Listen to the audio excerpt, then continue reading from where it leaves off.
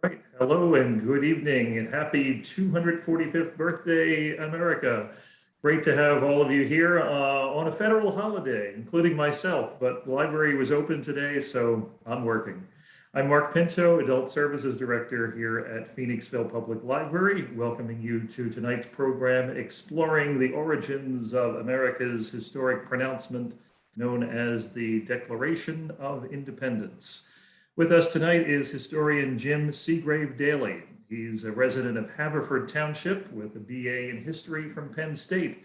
He's been a volunteer history teacher for Haverford Township Adult School since 2013 and is also the founder and creator of History for Shut-ins, which you can find on Facebook and YouTube. Thanks for joining us, everyone. Feel free to ask a question at any time during Jim's presentation, either by unmuting yourself or typing it in the chat. And with that, we welcome Jim. Take it away. Great. Thank you, Mark, and thank you to Phoenixville Public Library for this opportunity.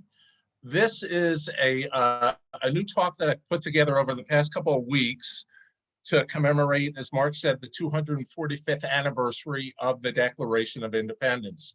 And what we're going to talk about today, we will spend a good bit of time on the Continental Congress and the debate that took place, but we're also going to talk about the lead up, primarily over the decade before the Declaration was signed and approved by all the colonies. What I found very interesting is, of course, growing up, we've all heard about the Declaration, learned about the Declaration, but this is one of my favorite periods of history, pre-revolutionary and then revolutionary America, Revolutionary War America. And I was fascinated by how close it was that the Declaration never came to be, quite frankly, because there was great resistance to breaking from England. And it isn't until about 1772, 73, 74, where the tide shifts completely. Up until that point, Ben Franklin himself said, I am an Englishman first. And that's how a majority of colonists felt at the time. It also didn't hurt England that they, at the time, had the most powerful army and navy in the world, coming out of a victory in the French and Indian War, which ended in 1763. So 10,000-foot view of the Declaration. All of the colonies were represented to consider independence and the course of the war. There were 56 representatives total, and it's actually pretty evenly divided. 21 from New England, 21, let me back that up, 14 from New England, 21 from the middle states being New Jersey, New York, Pennsylvania, and then another 21 from the South. Pennsylvania had the most representatives in the Continental Congress. Of course, it helps that both Continental Congresses were held in Philadelphia. So travel was much more convenient. Most of the signers were American born. They were in their 30s or 40s. More than half were lawyers. The remainder were men of property, men, very successful men, John Hancock, George Washington, men who were wealthy, whether it be in actual monetary wealth or somebody like Washington who had tens of thousands of acres of land. And then, of course, once he marries Martha Custis, she brings a very large inheritance from her first husband who had died. The signers pledged, quote, to each other our lives, our fortunes, and our sacred honor, unquote. There's the famous quote during the Continental Congress. Somebody said, we must all hang together. And Ben Franklin responds, otherwise we will all hang separately. They were seen as traitors by the king, by Parliament, by England itself. None of the signers died at the hands of the British during the Revolutionary War, although 1/3 of them served. Of course, Washington is the commander-in-chief. He's not a signer, but he was involved in the Continental Congress initially. 4 of the signers were prisoners of war during the Revolution. So let's step back to 1763. Great Britain wins the French and Indian War. And that war is really focused on the Ohio River Valley. Think of Detroit, think of Ohio itself, right? Michigan, that area, and the rivers coming down from Canada, which were major thoroughfares at the time, of course, because there are not roadways. Water really is a source of power. It's a source of transportation. Think locally where towns were set up. I live in Havertown. I live very close to where Carricung Mill was set up on a creek as a source of power and industry, and then villages and towns spread from there. The British, having won the war, go into incredible debt. The colonies, up until this time, had pretty good autonomy. Although there were royal governors appointed by the king, the colonies were pretty much allowed to do what they wished. The cost of the war increases Great Britain's debt.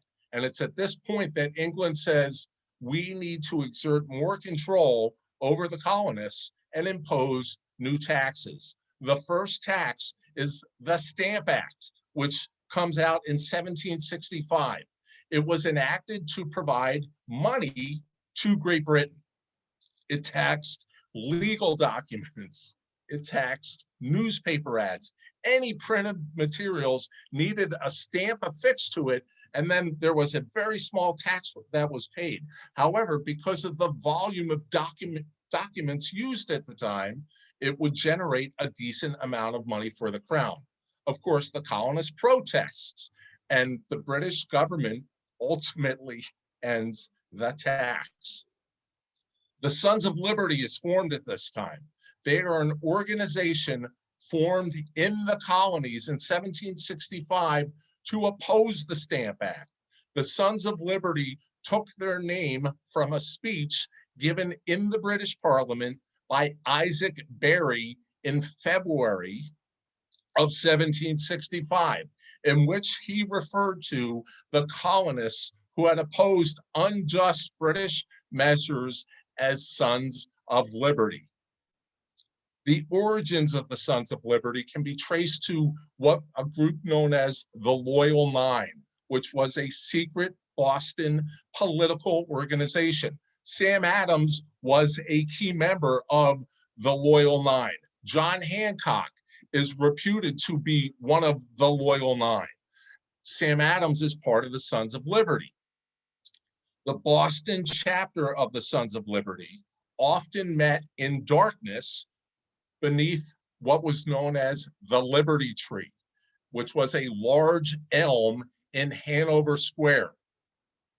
The Sons of Liberty helped to rally popular support for colonial resistance through petitions, assemblies, propaganda, and violence against British officials, namely the royal governor, Thomas Hutchinson, and then as troops were stationed in Boston as troubles started to erupt. And we'll talk about that.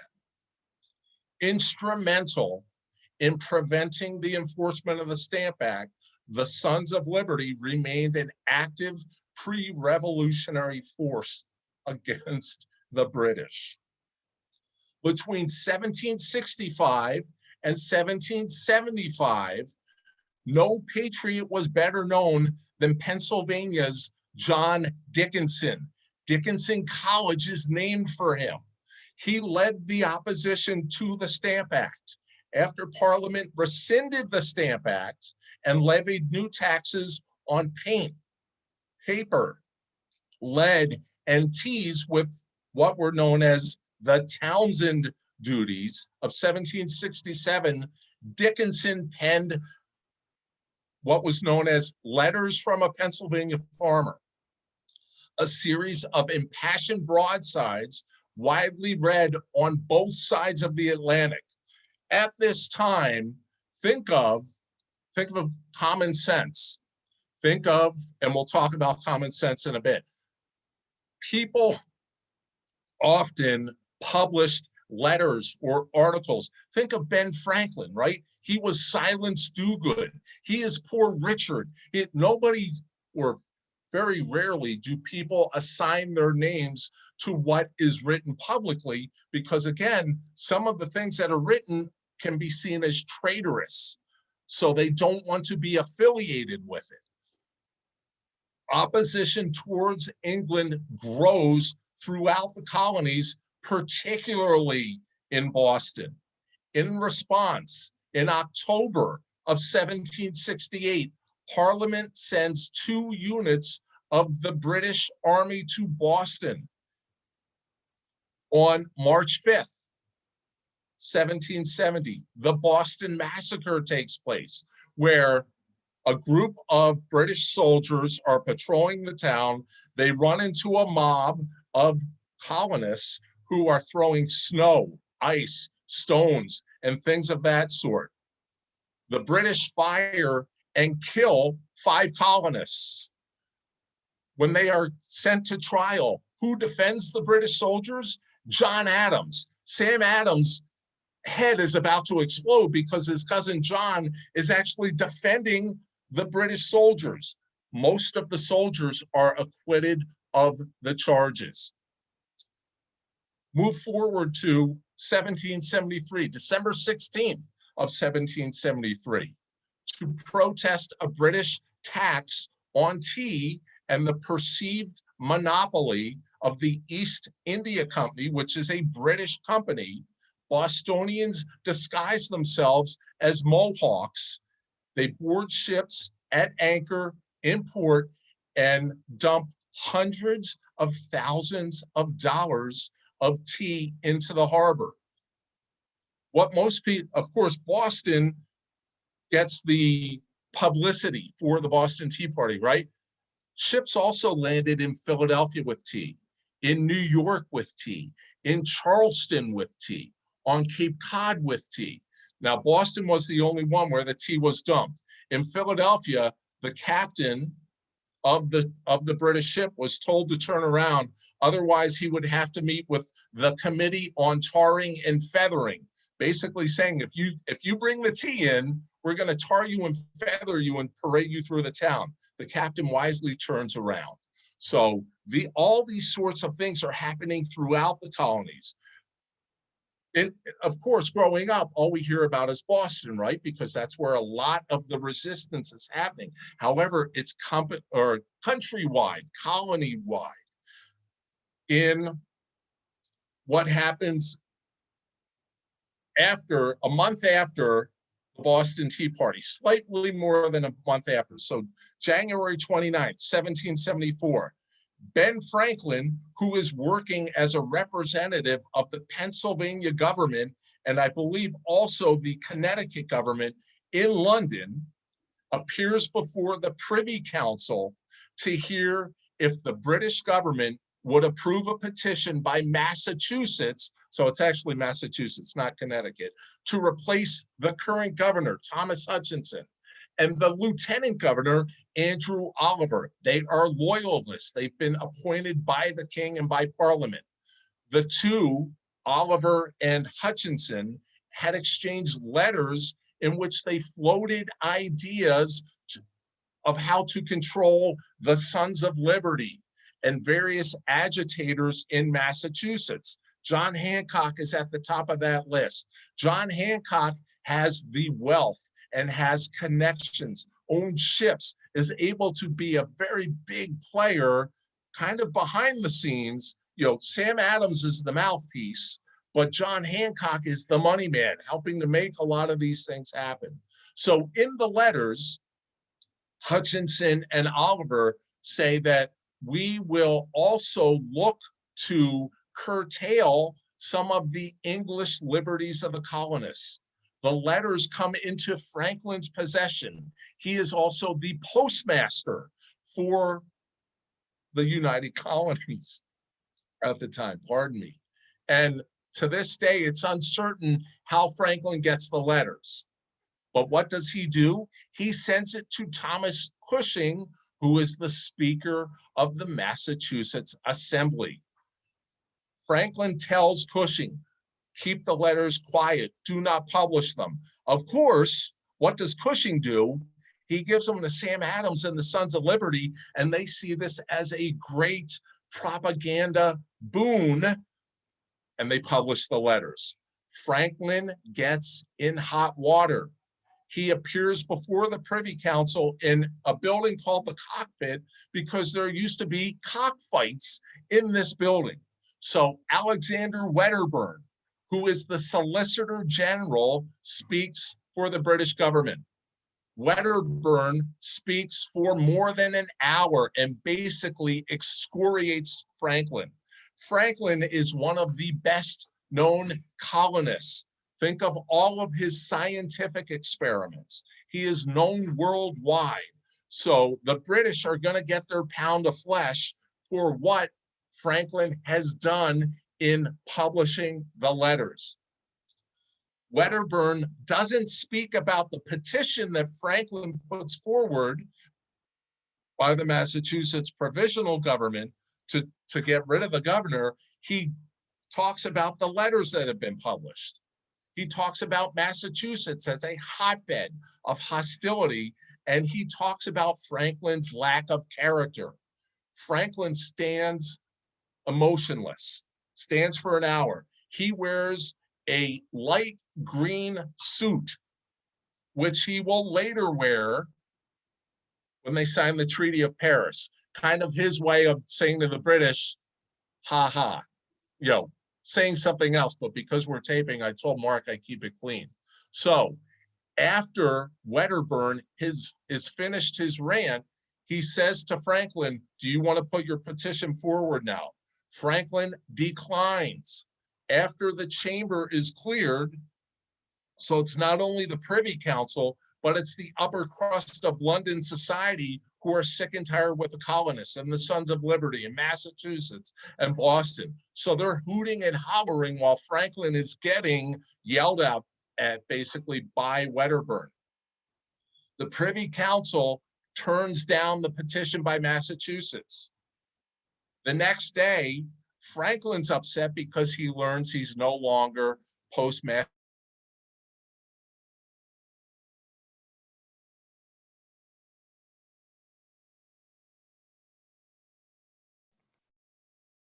Uh-oh, Jim seems to have frozen. Hopefully we can get him back.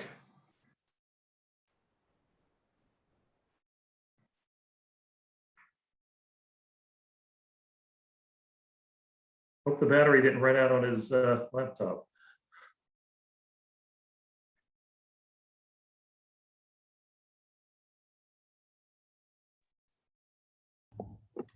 You're frozen. Jim, are you hearing this? It looks like he disappeared. Maybe he's going to sign back in. Okay. He probably couldn't hear any of us. He can read our lips, I think. Oh,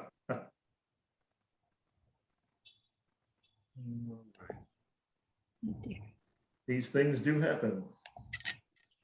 You know, in all of Jim's Zoom things in the past year, this is the first time I've seen him freeze. Howdy, folks. There we go. Sorry. He's back. Hey. Technology. This is what I get when I ask for questions. All Did right, let anyone me- have a question? I'm sorry about that, Mark. Okay, you want to start your video again? Sure, go for it. Oh, yeah, sorry. Here we go.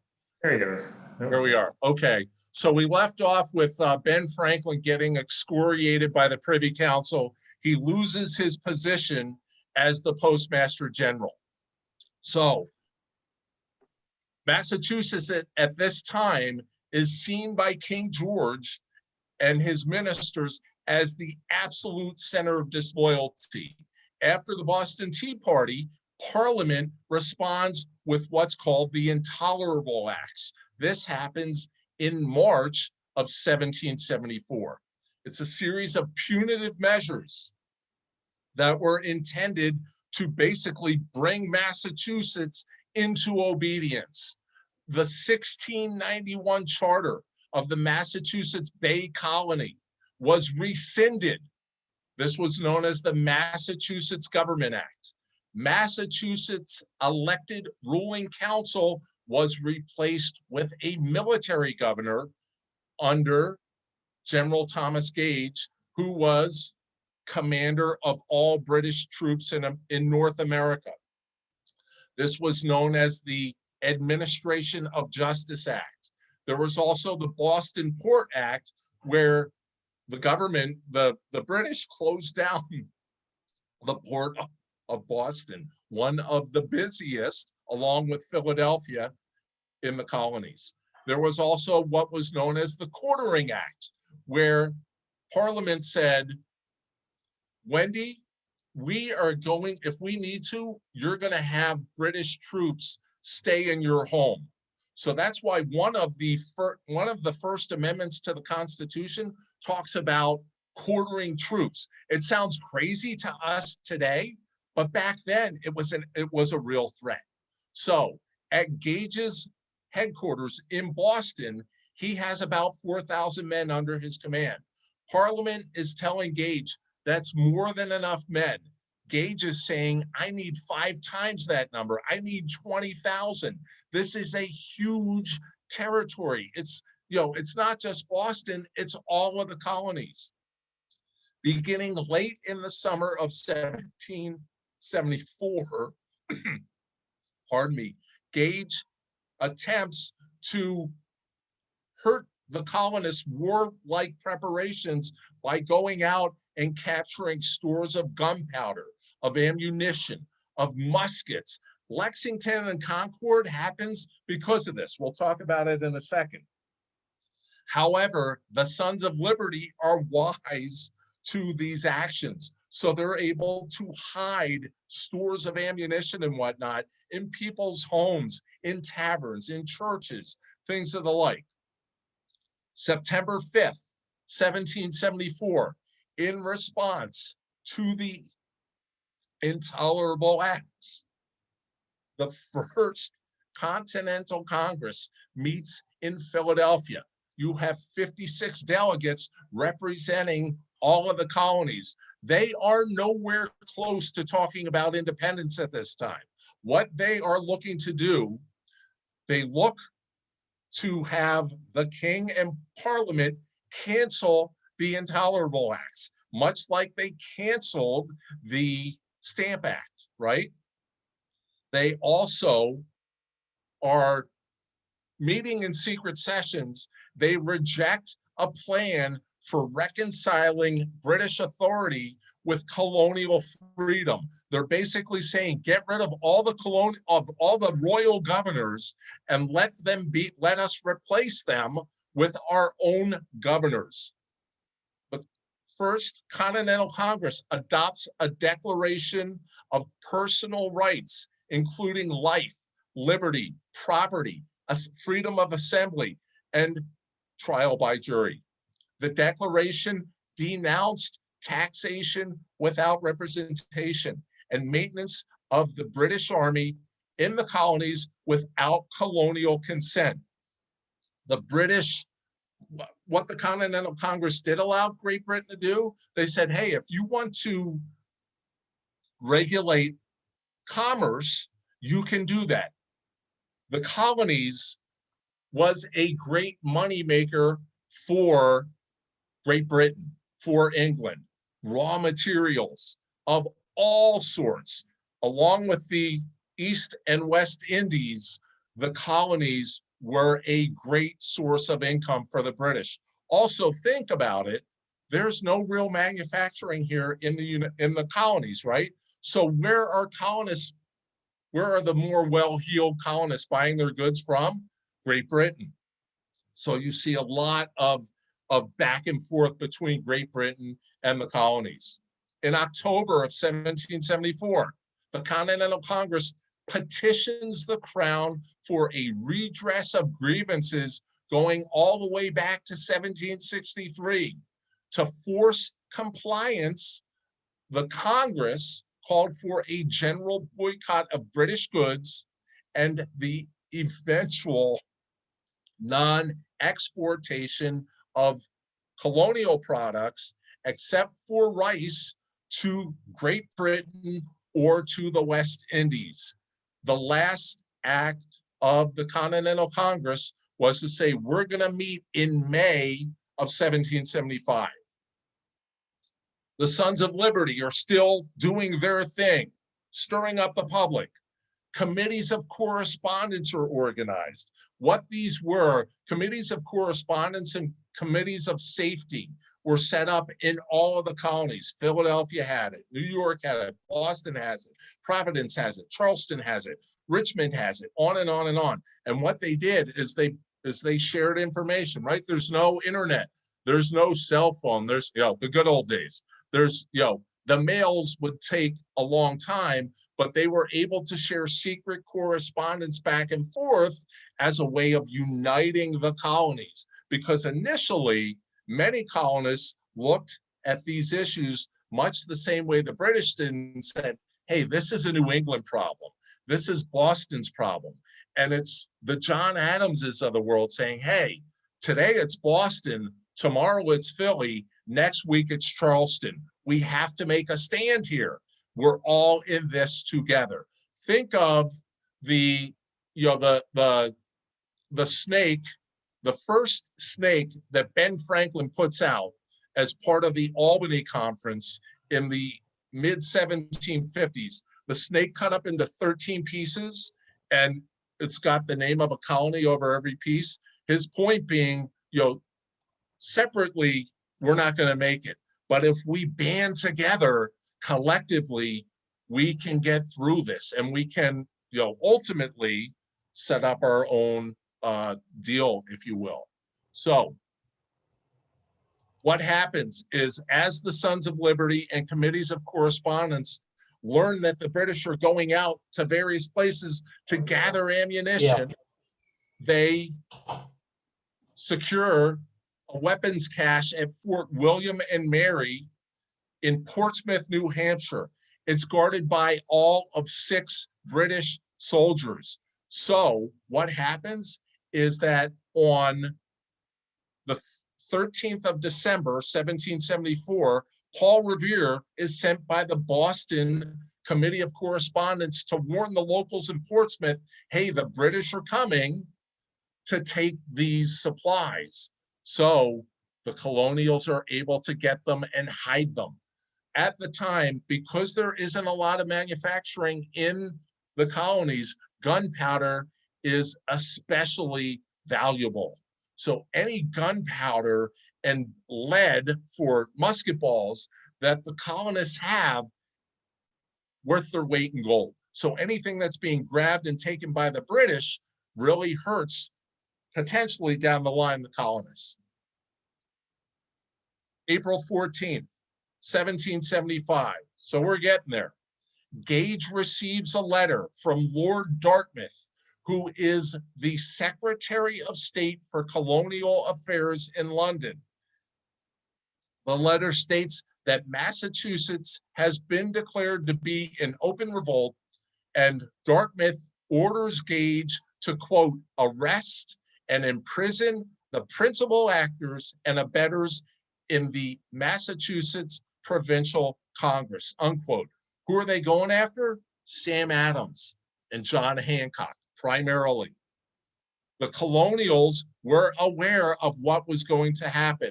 On the 16th of April, Revere rides to Concord, which is 20 miles northwest of Boston, to let the locals know, hey, secure whatever military stores you have, because the British are going to be coming at some point. On the evening of April 18th, Revere rides from Charlestown, just outside of Boston, where he confirms that the Sons of Liberty had seen the 2 lanterns in the Old North Church, signaling a British approach across the Charles River. To Lexington, to warn that the British are on the march. Hancock and Sam Adams leave Lexington to safety. Revere is joined by William Dawes and Samuel Prescott, of course, forgotten primarily by history because of Longfellow's poem about Revere's ride about 70 years later. The three were apprehended outside of Lexington by a British patrol, but Prescott is able to escape and rides on to Concord. 700 British troops spend the evening of April 18th forming ranks on Boston Common with orders to seize the Colonial Armory at Concord. A long public display basically ensures that surprise is gone. At 2 a.m. on the 19th, the British force comes across the Charles River to Cambridge, where Harvard is. The march to Lexington was miserable. They're wearing woolen uniforms. It's actually a little warm. They are wading through brackish water, which in some areas is chest deep, so that when they get to Lexington, they're soaking wet. And they've marched a good distance. They arrive at 5 a.m. in Lexington. 77 Minutemen are on the village green. Nobody knows who fires the first shot. Both the commander of the British troops and the commander of the Minutemen tell their men to form ranks, but not to fire. Nobody knows who fires. 8 Americans are killed. The war is underway. The colonists disperse, and the British move on to Concord, where they met stronger resistance because the call has gone out. So local militiamen are showing up by the hundreds. Outnumbered and with their ammunition decreasing, the British make the decision to march back to Boston. However, on the way back to Boston, snipers are picking off the British left and right. The British felt it was ungentlemanly for the colonists to stand behind a stone wall or shoot from a house to have cover. The other thing that the British found ungentlemanly was that the colonists targeted the upper ranks of the British force. And the colonists thought was, if we take out a major, a colonel, somebody in leadership, the troops will be disorganized. And this is exactly what happens. Eventually, 1,100 British reinforcements join the retreating force and keep it from becoming a complete rout. 273 British and 95 Americans are casualties of Lexington and Concord. The Second Continental Congress meets a month later in Philadelphia. The first task is to try to reconcile with Great Britain. Again, we're not even close to independence yet. Who leads the charge for reconciliation? John Dickinson from Pennsylvania. The guy who was adamantly against the Stamp Act, is saying, hey, let's see if we can come back into the fold, make up with the king. The Continental Congress and colonists themselves don't see the king as the issue. They think Parliament is the issue, taxation without representation. So what happens is that the Congress sends what is known as the Olive Branch Petition directly to King George in July of 1775. The Congress also adopts the New England military forces that have converged on Boston after Lexington and Concord by the tens of thousands. They're coming from all over New England. What also happens is on June 15th, 1775, very importantly, George Washington is made commander-in-chief of the Continental Army. Washington would show up to the Continental Congress in his uniform. He didn't say a word. What he is saying by showing up in his military uniform is, I'm your guy. However, once he is assigned that responsibility, when he arrives in Boston, he starts having second thoughts because there's such disorganization. At the time, that there's no federal government, right? The militias that are showing up are local militias from New Hampshire, Connecticut, Vermont, on and on and on. They will follow their local leaders more closely than they will follow Washington's direction. So all sorts of things happening here. The Continental Congress, after they assign Washington as commander-in-chief, starts to act as the provisional government for the 13 colonies. Before this point, each colony had their own provisional government. The Continental Congress is saying, we will now take over. They issue and borrow money. They establish a postal service. They create a navy. They maintain that the colonists were struggling for their rights within the British Empire. They're saying, we want to stay under the British flag. Eventually, however, they cut all ties with Great Britain. Let me see here. Any questions? Anyone? Questions, comments? Okay.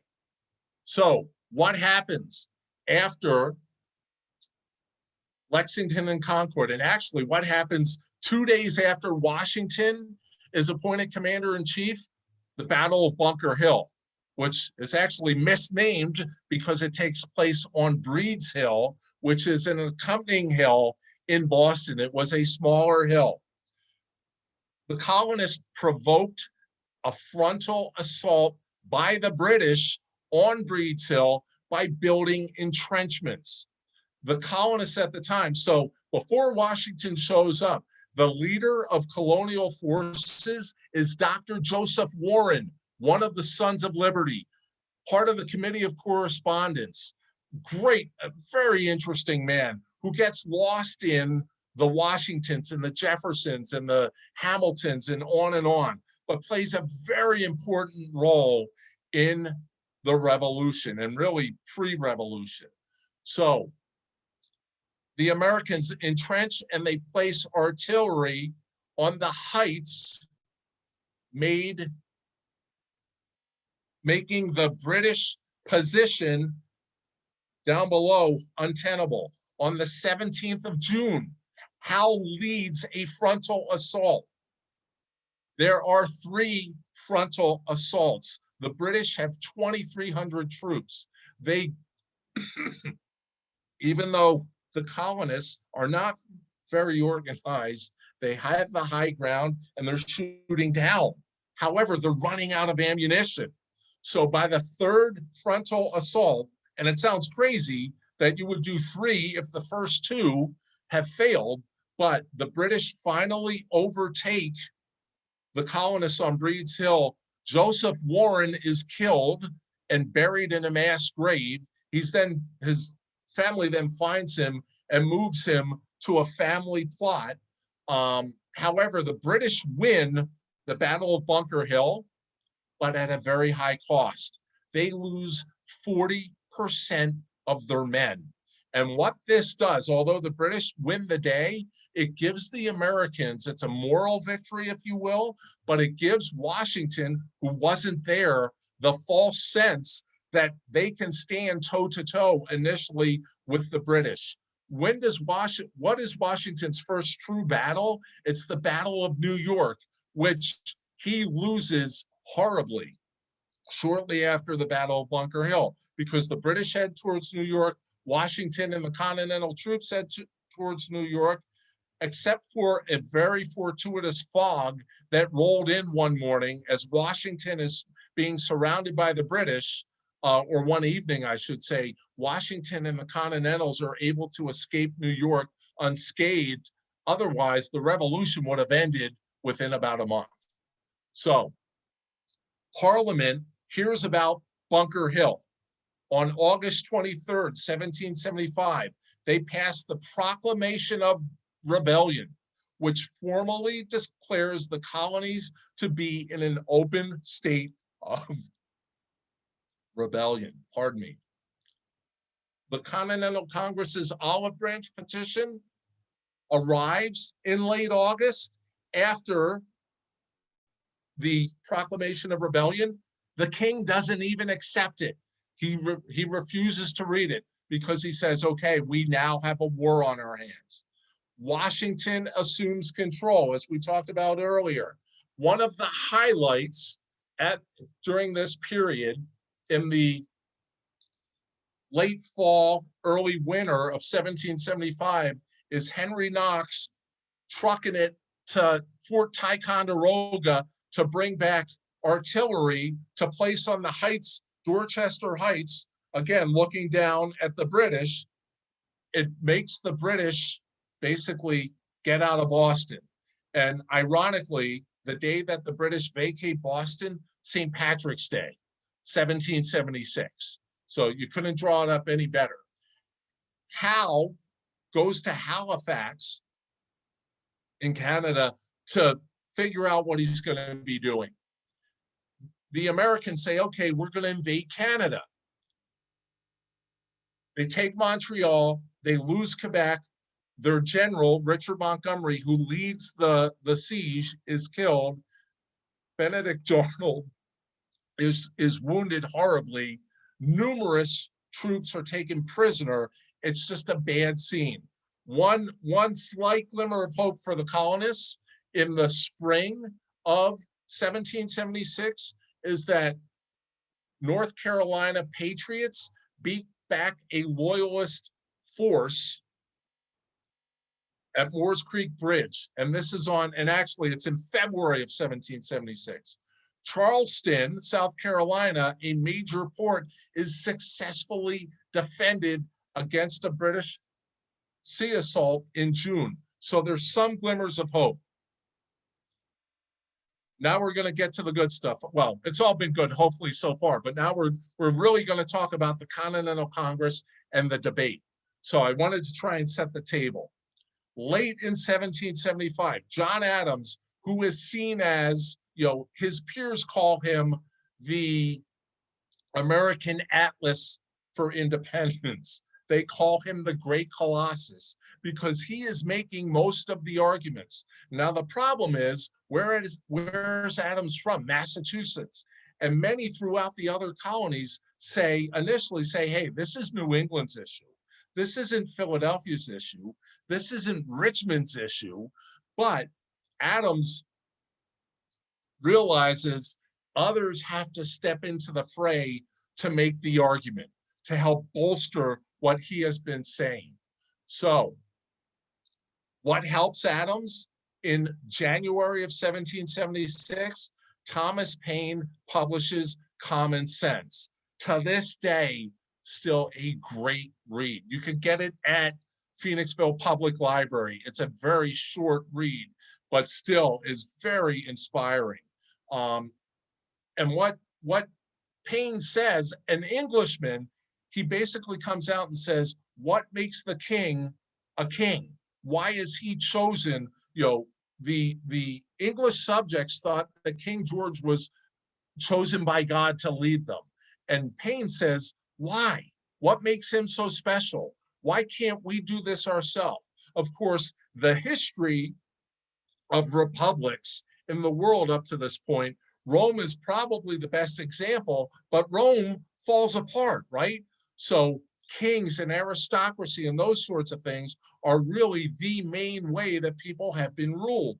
So Common Sense sells more than 500,000 copies. In a land of about 3 million people, it's obscene. Think of those numbers. Common Sense is relatively speaking, one of the best-selling books of all time, next to the Bible. But the effect it has on people, it's read everywhere. Literacy rates in the colonies at this time are actually quite high because of the influence of Puritans. People, again, there's no internet, no TV, no radio, those sorts of things. So people are reading newspapers. They're reading Poor Richard's Almanac. So common sense is read and really consumed by a large part of the American public. It helps pardon me, Adams and the Sons of Liberty and those who are seen more as hotheads to make their argument to a greater portion of the population.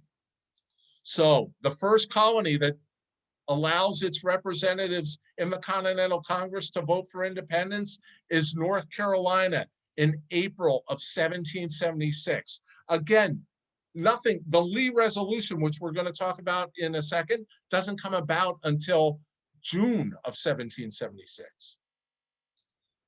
What happens is that North Carolina's Provincial Congress gives authorization for the independence vote, but it doesn't reach the Continental Congress for a month. So the Congress on May 10th adopts a resolution by John Adams urging the colonies to form governments of their own. The preamble to this resolution actually created more heated debate than the resolution itself, because it called for the full exercise of local government and the suppression of all royal authority. John Dickinson and those in the middle colonies who were anti-independence because they did not want to leave the English crown and the empire are totally against this. Those who tended to be against independence were the wealthier men. And of course, in the Continental Congress, most of them were well off. But where you see issues with independence, John Dickinson from Pennsylvania, it's those in New York, in Philadelphia, where there is some manufacturing, where there are ports, and people are making higher amounts of money than their peers. So that's where you see the resistance, because their thought is, hey, I'm doing all right under the current system. Yeah, we may have our issues, but I don't want to break away because it could hit me in the pocketbook. And again, the other thing, who's got the best army and navy at this time? The British, with the French close behind. So Virginia is where the strongest support comes for independence, and this helps Massachusetts incredibly. Patrick Henry, Peyton Randolph, and such, Jefferson, are all for independence. They're also all for Adams's resolution of setting up their own governments. The Virginia resolution comes about on May 27th, and it's presented to the Continental Congress. And what it does is it authorized Virginia's delegates in Philadelphia to vote for and sign a Declaration of Independence, that the colonies were free and independent states, and instructed them to propose that Congress make a declaration, as well as look at making foreign alliances and a confederation. So the Virginia resolution presented to Congress on May 27th is tabled for 10 days, pardon me. After 10 days, Richard Henry Lee of Virginia on June 7th presents the Lee Resolution, which is also known as the Resolution of Independence, declaring the colonies independent.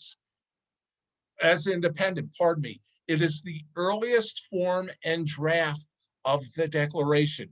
Richard Henry Lee, again, another guy who kind of gets lost in the sauce. We all know about Jefferson, right? As the writer, as the author of the Declaration. On Jefferson's gravestone, it's not that he was president, it's that he was the author of the Declaration of Independence. That he felt was his legacy. Lee's resolution, quote, resolved that these united colonies are and of right to be free and independent states, that they are absolved from all allegiance to the British Crown, and that all political connection between them and the state of Great Britain is and ought to be totally dissolved. That's part of the resolution. And not to be funny, revolutionary. So of course, John Adams, what does he do? He seconds the Lee resolution. However, Lee and the other leaders of the debate say, we need this to be unanimous. It can't just be 9 of the 13 colonies. It's got to be all 13. And of course, all 13 weren't there yet. So they table it. Dickinson gets up again and speaks against the Lee resolution, not for its content, but for its timing. A committee of 5 is set up by the Continental Congress. Who's in the committee of 5? This is on June 11th. It's John Adams, Ben Franklin, Thomas Jefferson, Robert Livingston from New York, and Roger Sherman from Connecticut. Originally, the delegates wanted Richard Henry Lee to write the Declaration of Independence. He said, I can't do it because I'm already appointed to the Committee of Confederation, which will write our first constitution known as the Articles of Confederation. The other issue, and not issue, but impediment for Lee, his wife was very ill. He leaves the Continental Congress prematurely to be with her. Jefferson is chosen to take Lee's place very strategically, because again, it's the John Adamses of the world who say, hey, if I write this, it's going to be the Massachusetts thing all over. Jefferson actually goes to Adams and says, you should be the guy who writes the Declaration. Adams says, I will not. You should do it. And these are Adams's words. Reason enough. First, you are a Virginian, and a Virginian ought to appear at the head of this business. Second, I am obnoxious, suspected, and unpopular.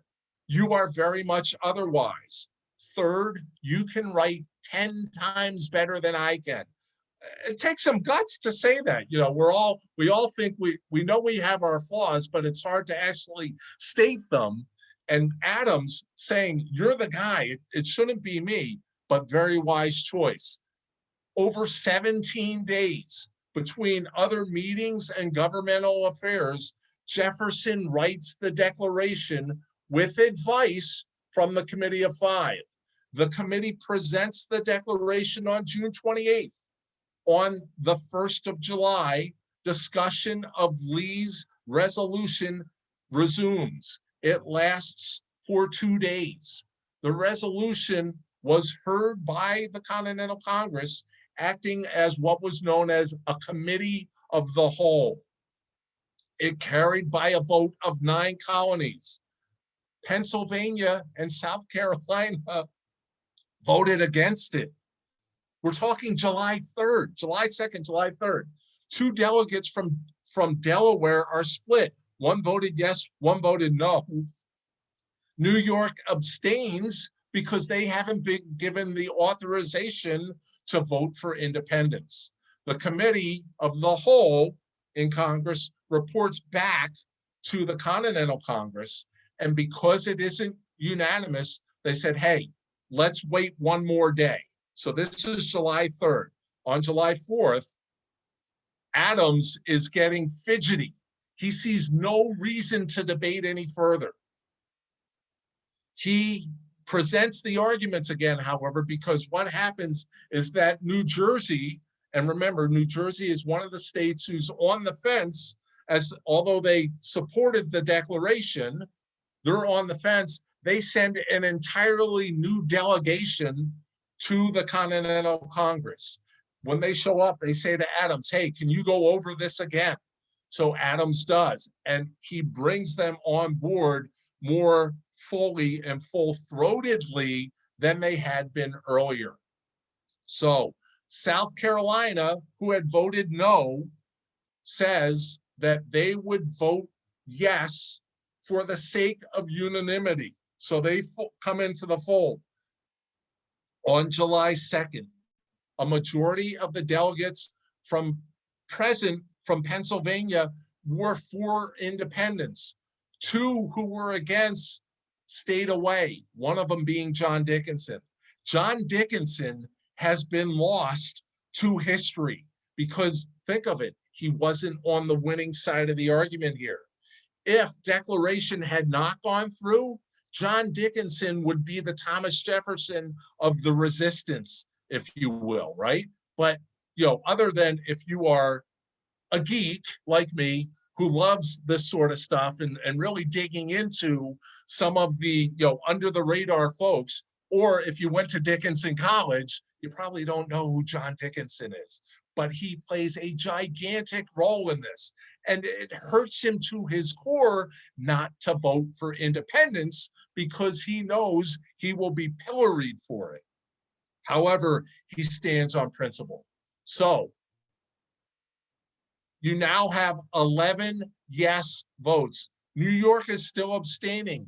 Delaware is still split. They have 3 delegates, but only 2 are there. Caesar Rodney is home in bed, sick as a dog. So what do? Knowing that he will vote yes for independence, they go and send for him. Pardon me. He rides 80 miles through thunderstorms and the dark to arrive in time to vote for independence. That is now 12. New York ultimately, once they got authorization, votes for independence. It's now unanimous. So New York actually gets authorization on the 9th, but word doesn't reach Congress until the 15th of July. So the Congress considers the question of independence on 7/1 by voting to resolve itself to a committee of the whole to take into consideration the Lee resolution. After a full day of debate, the resolution is adopted. The Congress votes to postpone action again until they're unanimous. They are unanimous, and debate on the draft of the declaration takes place on July 3rd, July 4th. On the evening of July 4th, the Committee of 5 rises. The draft of declaration, having been agreed upon unanimously, except for New York, is adopted. July 4th becomes the date that is included on the declaration, and the handwritten copy that is signed about a month later on August 2nd. The last signature on the declaration is by a gentleman from New Hampshire in November of 1776. The famous John Trumbull painting of the signing of the Declaration of Independence, all of those people weren't there when it happened. Trumbull paints it later, but of course it's part of American lore now. July 4th is also the date that the Declaration was printed on what were called Dunlap broadsides, the original printed copies of the Declaration that were circulated throughout the colonies. Got about 2 minutes left, and then we'll open up the floor to any questions or comments. So Congress orders copies of the Declaration sent to the several assemblies and state conventions, to committees of correspondence, to councils of safety, and to the commanding officers of the Continental Army. They want it read in public to everybody. The first copy of the Declaration reaches the Philadelphia Committee of Safety. The draft of the Declaration was to be engrossed on the 19th of July, and the engrossed copy was signed by 50 of the 56 members on August 2nd. John Hancock is the first to sign it. The Declaration was first read in public in Philadelphia in the old State House yard on July 8th. The unanimity of Congress did not mirror that of the colonies. So there are a lot of John Dickinsons running around the colonies who are saying, we're crazy to leave the crown. They've treated us well. Yes, like many families, we've had our squabbles, but overall they've treated us well. Oh, and by the way, they still have the strongest Army and Navy, and they can crush us if they so choose to do so. Loyalists, also known as Tories, ultimately bow to pressure by the Patriots because of local intimidation, violence, things of that sort. Also, if a colonial force comes through and takes over that section or area of a colony, if I'm a loyalist, I'm going to be pointed out as one. I'll be given the opportunity to flip. Most loyalists at that point flip, unless they've left with the British force to be under their care and safety. Loyalists made up 1/3 of the population. So it's a sizable part. Again, the mythology of the Declaration is once it was signed, everybody's on board and, it was sunshine and lollipops from there. Unfortunately, that's not the case, right? There's still great resistance to it. For the first 20 years, and there were many influential loyalists in the North, because again, that's where some of the more moneyed men were at the time because of manufacturing and businesses and those sorts of things that have been set up. For the first 20 years after the Declaration was written, it wasn't celebrated. By the 1790s, you have bitter partisan conflicts similar to today, where the Declaration was seen as controversial. The Democratic Republicans, which is one party, the Federalists are the other. So the Democratic Republicans are led by Jefferson. So of course they love the Declaration. Federalists, who wanted a strong federal government, and it's based on their experience during the Revolutionary War and how effective the Continental Congress was, they thought that the Declaration was pro-French and anti-British. By 1817, John Adams is complaining that Americans seem very uninterested in the past. I'm with him. I think that's the way now, quite frankly. I think it's grown a bit. After the War of 1812, as Federalists kind of fall by the wayside, the new parties of the 1820s and 30s consider themselves the inheritors of Jefferson's legacy and the Democratic Republicans. Printed copies of the Declaration of Independence begin to circulate again. What absolutely helps to solidify July 4th as a holiday is in 1826, on the 50th anniversary of the Declaration, John Adams and Thomas Jefferson die within hours of each other. People see that as, a sign that this was meant to be.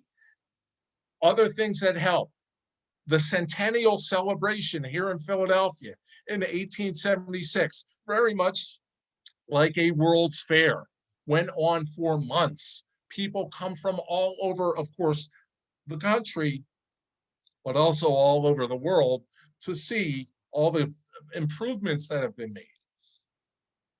Congress first declares July 4th a national holiday in 1870 as part of a bill to officially recognize several holidays, including Christmas.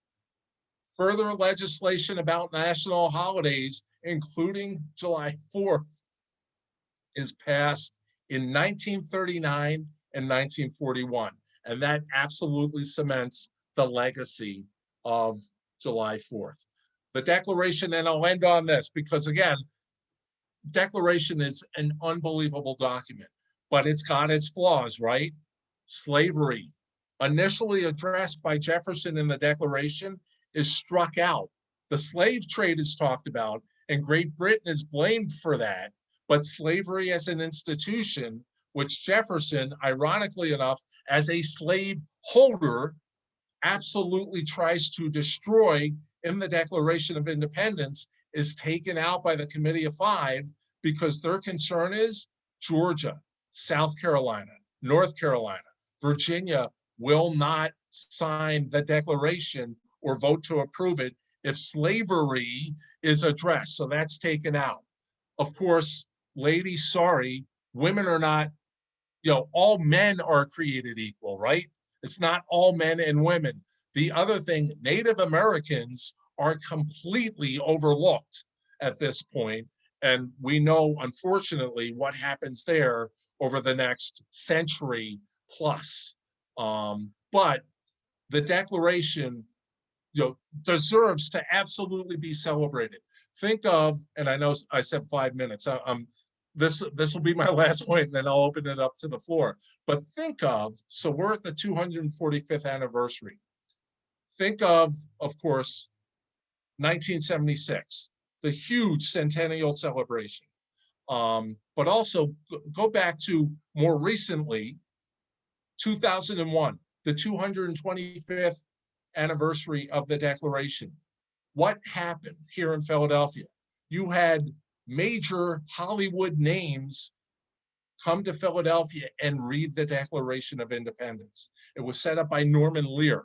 And I remember at the time in 01, seeing this thinking, oh my gosh, this is so cool that they're actually reading the entire Declaration. So it's not a perfect document, but it helped to set up the longest established republic, the United States, and we've gone on from there. So I will stop there, open up for any questions, any comments, jump right in. If you have something to say, just unmute yourself and go ahead as I take a swig of water here. I'm reading the book 1776. Yes. It says that New York was under siege and just losing their battle when they got the announcement that the Declaration had been signed. I think it didn't reach them until July 6th. Right. I just, whatever. So they were, that's when they were majorly being defeated. Britain had already brought in the Hussians. Right, the Hessians, right. Yes, absolutely. To defeat the Americans. Right. And what happened, Sandy, is that, Washington early in the war, because he's not at Bunker Hill, he's hearing all these great tales of how the Americans stood up to 3 frontal assaults and, we inflicted heavy casualties. Well, one, it's because they had the high ground behind entrenchments. Had they had more ammunition, they could have done better. But Washington thinks, and the British are under this as well, they think if we have one battle, one climactic battle, this whole thing's going to end. Of course, the Revolutionary War goes on for several years. And the other big mistake that both sides make is, hey, we have to defend New York. Hey, we have to defend Philadelphia. Hey, we have to defend Charleston. Think of where some of the biggest battles in the war are. Yes, Bunker Hill is big, or Breeds Hill, and that's in Boston. Battle of Trenton, Battle of Princeton, Battle of Kings Mountain in the South, in North Carolina, the Battle of Guilford Courthouse, Yorktown. These are not in major metropolitan areas, relatively speaking, at the time. Saratoga, absolutely, Aaron, sorry. Saratoga, Canada. You have all these, it's really spread out. And this was one concern with the Continental Congress. They thought, how the heck can we set up a republic that is so expansive? We can set up a republic in Pennsylvania, we can set one up in Massachusetts because it's confined. But how do we set up this confederation in this vast space? Because again, history shows that it wasn't very successful. But yeah, New York was, again, because of a very timely fog and Washington being able to retreat in a timely manner, it absolutely saves his army. Otherwise, Howe and the British could have ended the revolution literally in one fell swoop. I don't know if someone else has a question, but I noticed you didn't really focus much on the Battle of Dorchester, which in the book claims that it's really one of the most major feats that any army ever did because of all the reinforcements and in one night, they put together all these. Absolutely, yeah, and I did gloss over it. So Dorchester is big. So I mentioned it briefly. You know, the guns from Ticonderoga are put on Dorchester Heights. And the other thing, to Sandy's point, is you have thousands of militiamen showing up to line up on Dorchester Heights.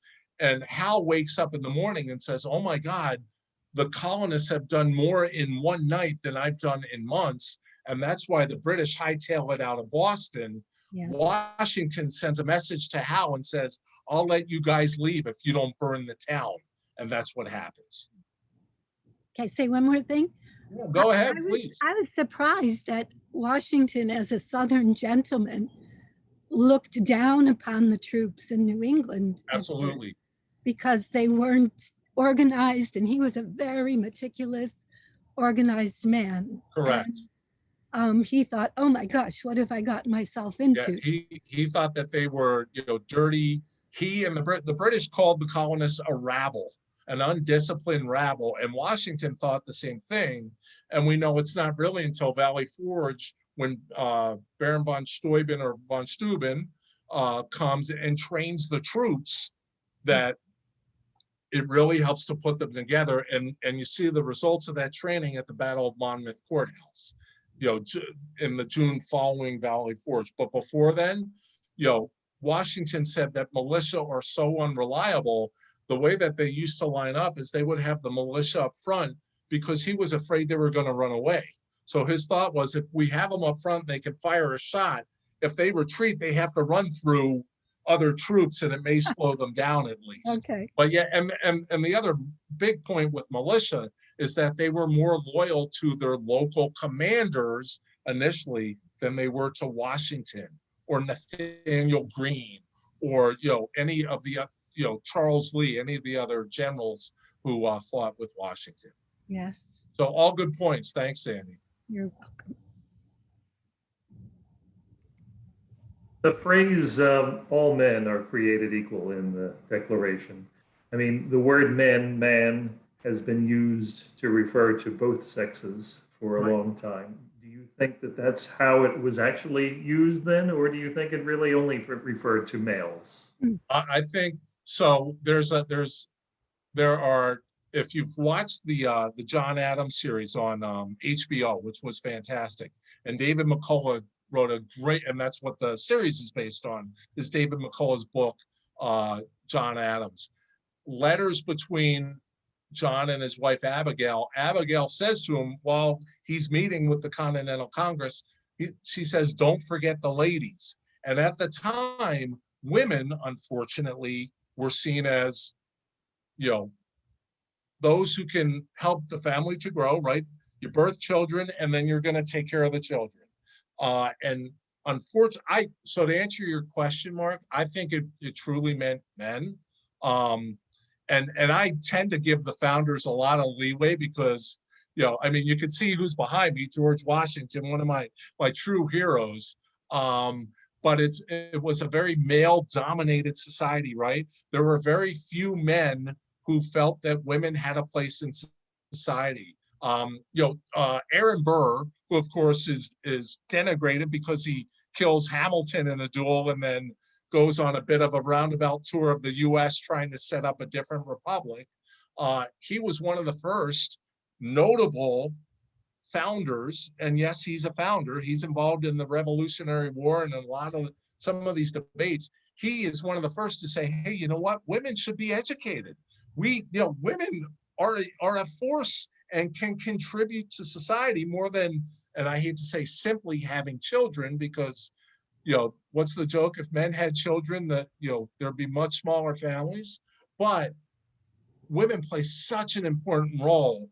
And there are so many women, not just Abigail Adams, Mercy Otis Warren, Frances Dara, Molly Pitcher, so many women who played big roles in the revolution. But yeah, it's one of the, as hard as it is to acknowledge, it's one of the shortcomings of the Declaration.